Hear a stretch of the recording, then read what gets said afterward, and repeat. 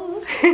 Welcome back to my channel. My name is 𝙨𝙗𝙗 if you're new, and I am really excited for this video. It's a very interesting topic and could be controversial, kind of. Like, people have very strong emotional feelings related to this, and those are the best kind of videos, in my opinion.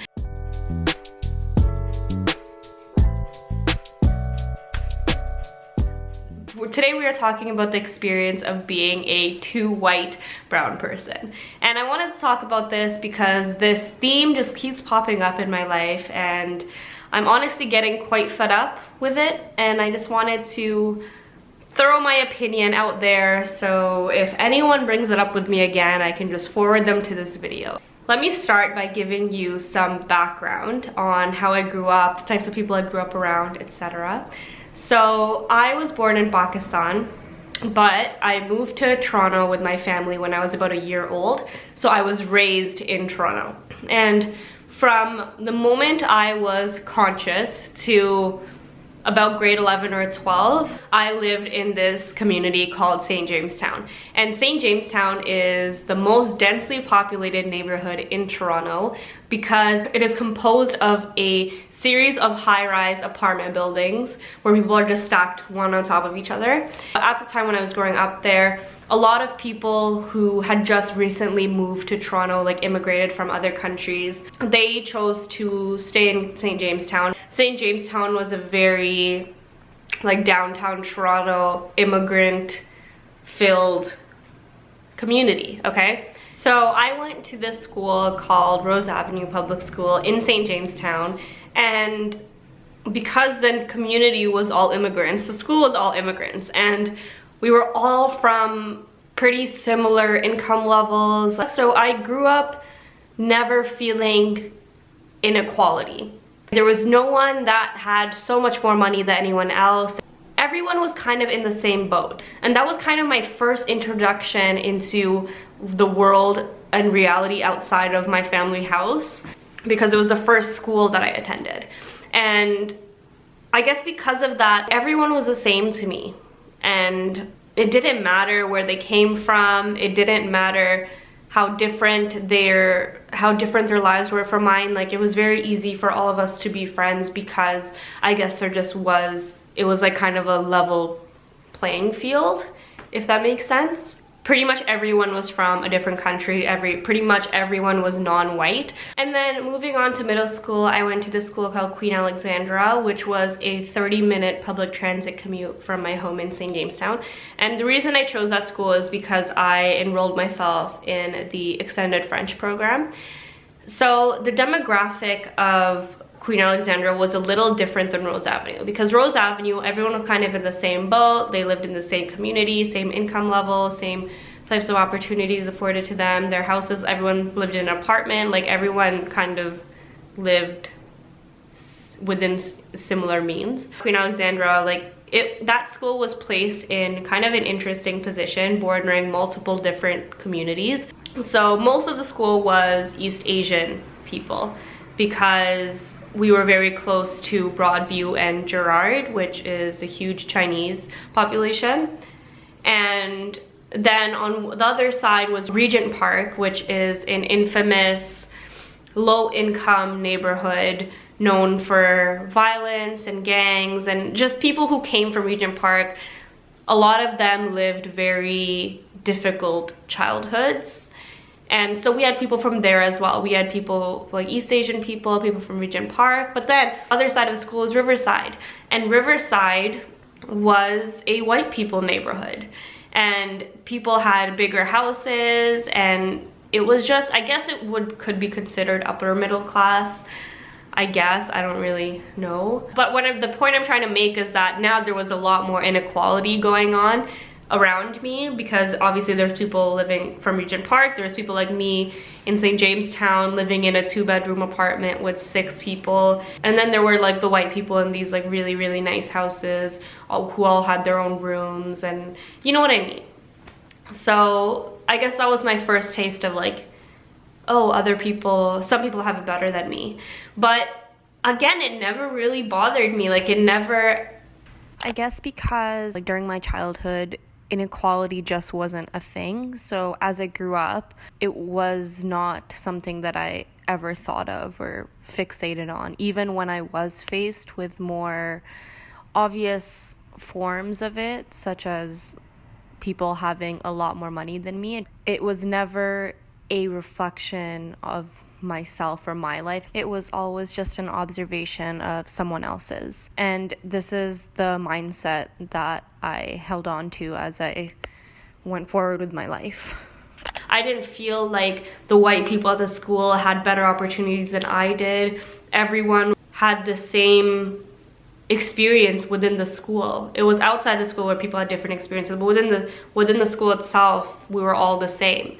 And then going to high school, I went to Monarch Park. So Monarch Park, I was in the IB program, and the IB program, most of the people who were in my IB class were white. And I don't know, maybe other people felt different from them, but I personally never felt less than because I wasn't white near white people. Like, it was never, it never bothered me. Because again, like within the school, we all had the same opportunities, we were learning the same things, it wasn't that big of a deal. It was outside of the classroom where social groups kind of formed and people kind of distinguished themselves based on race. But from reflecting on it now, it doesn't seem like it was anything calculated or like prejudiced. It was basically like the white people had their own white people group because they lived in the same neighborhoods and they could spend the most time outside of school together. Like, and if they had events, for example, I got invited to an event, I couldn't go anyway because my parents didn't let me. So obviously it makes sense. The more time you spend with certain people, the better friends you will become with them. So this one group of people kept spending so much time with each other, and the rest of us were kind of excluded, so that's why we weren't in the same group as them. But yeah, it was never like, I've never felt at a disadvantage for the color of my skin or the culture that I'm from until university, when I started going through this whole thing with trying to choose between two cultures. I started dating a white guy, Garrett. I have a playlist of all of my videos related to this situation, so if you want to check that out, check it out. And it's around this time where I started to really retract from South Asian culture and just like grow a hatred for it, because everything bad that was going on in my life at the time was because of my South Asian culture, because I wasn't allowed to do a lot of things that people who were raised in Western culture could do. And I really wanted, like, I just wanted to be able to be in a relationship with my best friend, like, and tell my family about this amazing experience that I was going through, like experiencing love for the first time and support and all this stuff, but I just couldn't share that with anyone from the brown community. So I really just, like, in university, just really started to distance myself from that. Like, it became very like, I hate brown people. And I honestly will admit, like, I'm gonna make a video about this a bit later, but basically I was racist towards brown people because I just felt so unwelcome and judged and just not understood at all. And I guess that's when I started to gravitate more towards the open-mindedness of white people. And now my friends are all white. I have a couple of non-white friends, but yeah, most of my friends are white, and that's just because of the people who are around me in university when I was making friends. So now that I'm more open about my whole struggle, and I'm actively trying to connect more with brown people because I understand that a prejudice has been developed in my brain, in my mind, about South Asian people and the South Asian culture, and I have been actively trying to remedy that. But so many times where I talk to a brown person, they make me feel really judged about my white friends, and it makes me feel so isolated. It's like, I'm trying to connect with you, but you're just sitting here telling me that my lifestyle is wrong. Someone literally told me that I need more, because I was trying to tell her that I was trying to create like a women's meeting group, so us women can like talk about our struggles in an open, non-judgmental space. In response to that, she just said, I'm gonna be blunt, you need more Black friends. But it's like, that's not how relationships work. You don't create your friend groups based on their identities. You create your friend groups based on who you connect with and vibe with the most. Just because I have white friends doesn't mean that I am lacking anything in my life. The point I'm trying to make is that I'm not someone who looks at people based on their identities. If I connect with you, I connect with you. It doesn't matter if you're white, doesn't matter if you're Black, doesn't matter if you're brown. Like, I'm not going around trying to fill diversity quotas in my life. I'm just vibing with people as human beings. Be friends with people because you like them. Don't limit yourself like that. A girl telling me that I need more Black friends.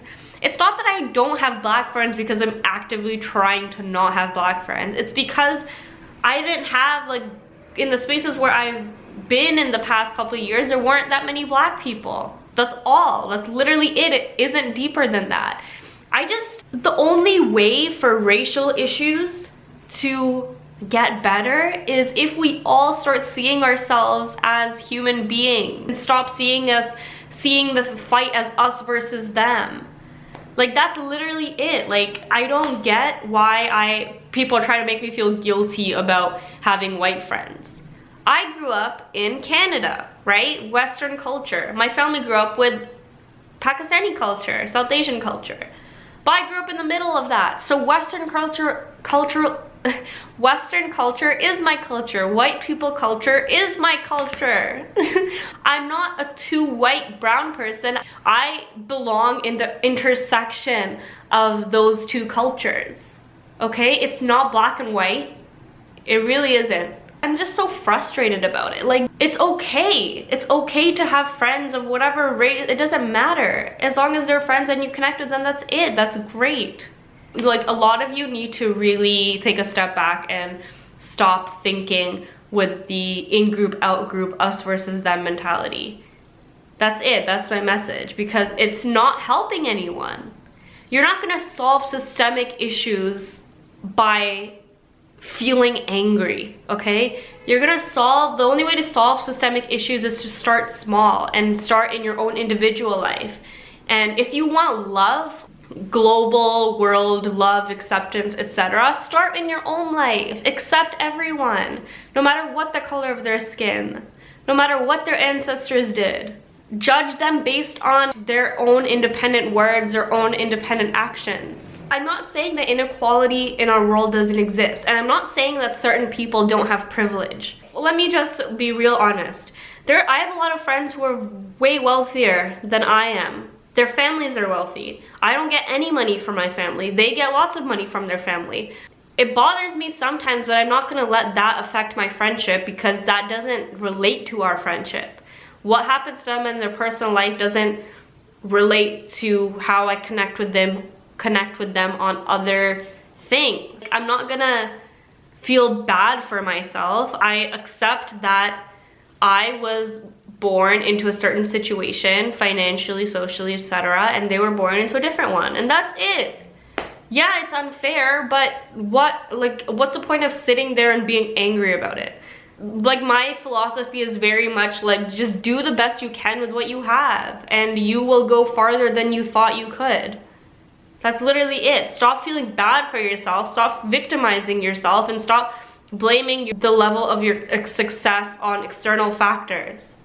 Me as a South Asian woman will have more barriers to face than Garrett does as a white male.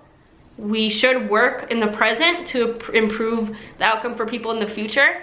But for now, all I can do is make the best out of what I have right now. It's all about the present moment. And once I do that for myself and I have the finances and the power and etc., I can then empower other people to do the same, and that's how change works. It's not like you can change some laws around and everyone's problems will be fixed. It needs to start on an individual level. You need to build yourself up first and then build up people around you. And then it'll be a ripple effect, because when those people build themselves up, then they do and that's how it spreads. It's not about changing laws or changing governments. I guess that's it. That's all I can think of right now. I got real heated. Thank you for watching. Feel free to write whatever you want in the comments. If you disagree with me, go ahead, write your thoughts. If you agree with me, write your thoughts. Like, I'm not scared.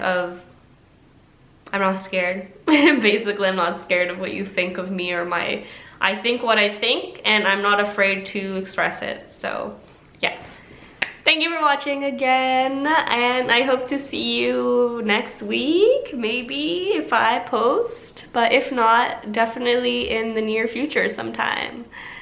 Love you.